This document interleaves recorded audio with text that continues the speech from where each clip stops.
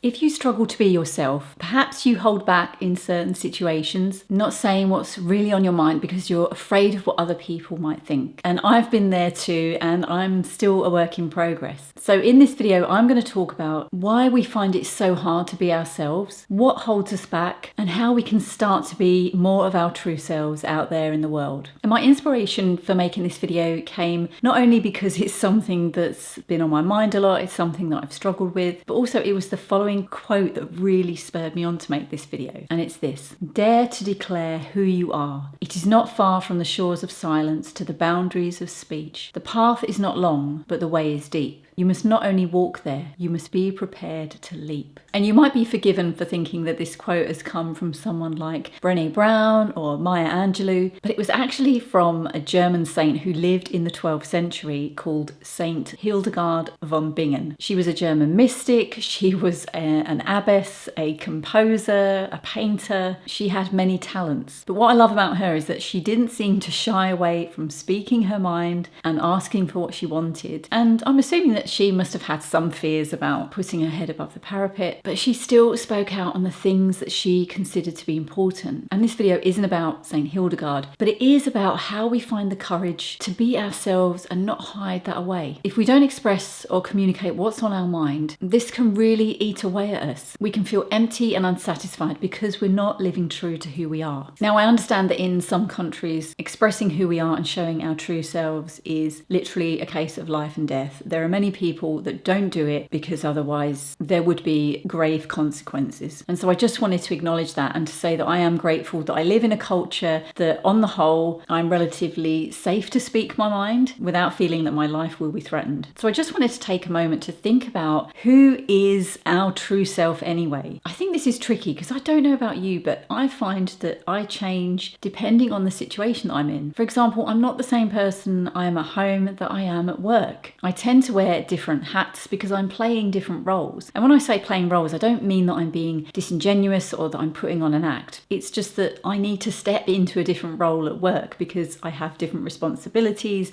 People have different expectations of me because of the job that I do. And so if we show up differently in different situations, which one is the true us? Well, personally, I don't think we need to get too caught up in this, because if we need to play a different role or put on a different hat in a certain situation, I think that's fine. There will be times in different situations where we do feel we're holding back. So for example, there might be times at work when I don't always say what's on my mind, even though I really want to, because I have a fear about what other people will think. At home, maybe there are instances where I may hold back from saying something because maybe we're thinking about going out somewhere and I may not particularly want to do the thing that he's doing, but I will do it because you have that give and take in a relationship.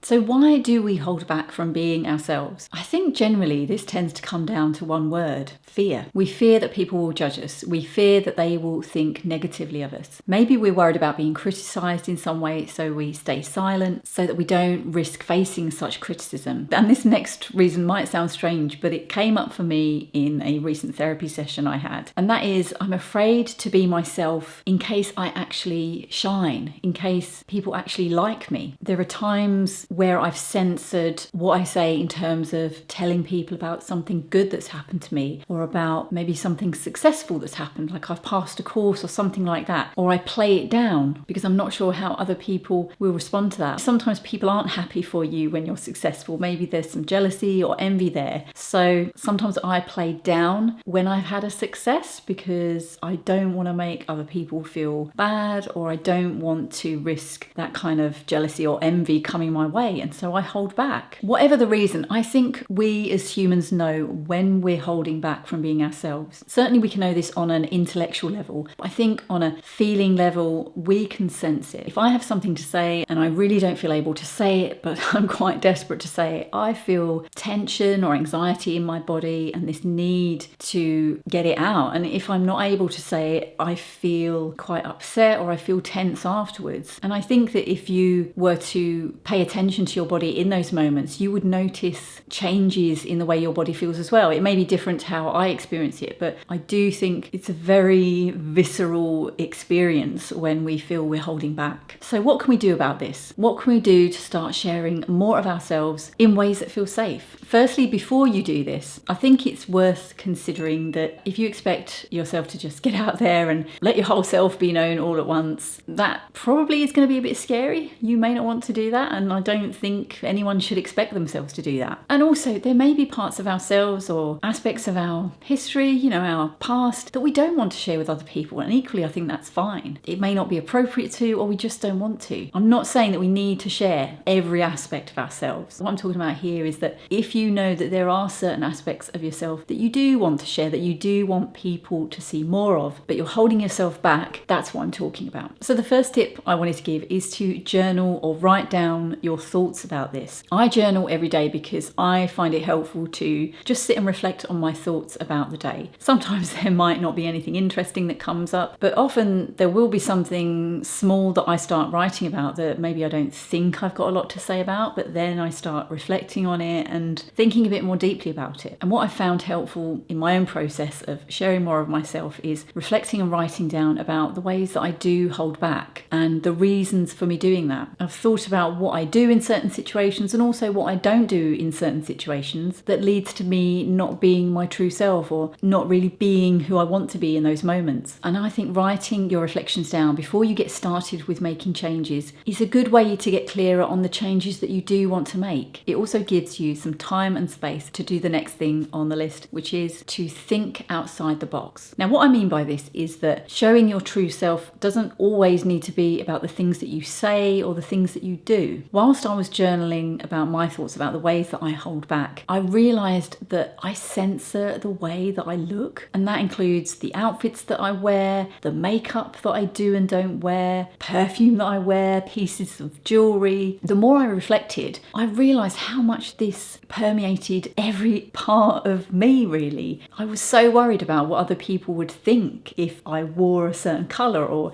if I wore a certain style of jewellery, that I wouldn't wear it, even though I wanted to wear it and I knew that I would feel good in it. So alongside being able to show more of yourself and your personality through your words and your actions, think about whether there are any ways that you're holding back in terms of the way you present yourself to the world. And think about whether there's any changes you want to make to those areas too. The next tip is to start small. When I started changing some of the things that I wore, I didn't go all out all at once. If you want to, then great, but some people might prefer to do a little bit at a time. For me, in terms of what I was wearing, it was about colour. Now, I do tend to wear a lot of neutrals. There was a part of me that really wanted to wear some bolder colours, but I was so scared about what other people would think. And when I reflected on it, I realised that me wearing neutral colours, part of that was about not being noticed, about kind of blending into the background, not having people making comments to me about what I was wearing. But I did wear some colour. I've started introducing more colour into my wardrobe. I got a few pieces off of Vinted, and do you know what happened? Absolutely nothing. Nobody said anything. The deluge of negative comments or people making comments to me about what I was wearing never happened, and the world didn't come to an end. And so I've been mixing in wearing a bit of colour and also still wearing some neutrals, because I don't have anything against neutrals, but I think I didn't want to just go from wearing neutrals to wearing colour all the time. I wanted to sort of gradually introduce it, and so I'm hoping to just keep building in the colour and making it more of what I wear. The next tip is to practice acceptance. It's a fact of life that not everyone is going to like you don't like everybody. I don't like everybody. Equally, the way that we dress, the way that we present ourselves, our sense of humour, it's not going to be everyone's cup of tea, and that's okay. It doesn't mean that you shouldn't present yourself in those ways just because some people might not like them. But I think it comes down to risk, doesn't it? When we put ourselves out there, maybe when we say what's on our mind, when we wear something that's a bit bolder, maybe it's more bold than what other people might wear, there's always a risk that we might receive comments for it, or people might be a bit judgy about it. But that doesn't mean we shouldn't do it. I think it's a risk worth taking, because if we spend our lives censoring who we really are, not wearing the things we want to wear, not saying the things or doing the things that we want to do, we're going to be miserable, because essentially we're living life for other people. We're living life life centering ourselves to try and please others or just to avoid receiving any criticism whatsoever. And coming back to that fear of shining, it came from my therapist actually. She said to me a really poignant comment. She said to me, "Jo, you're not afraid of the dark. You know that so well. You're afraid of the light. You're afraid to shine." And as soon as she said that, I knew she was right. I truly believe that we're all far more capable than we realise. And maybe at some level, we're all afraid of shining to some extent. And I'm still on this journey. So if you want to start stepping out of the dark and shining, then I hope these tips have been helpful. And if you want to know some of the unhealthy habits I'm letting go of to help me along this journey, then click on the video that's on the screen. Thank you so much for watching, and I'll see you again soon.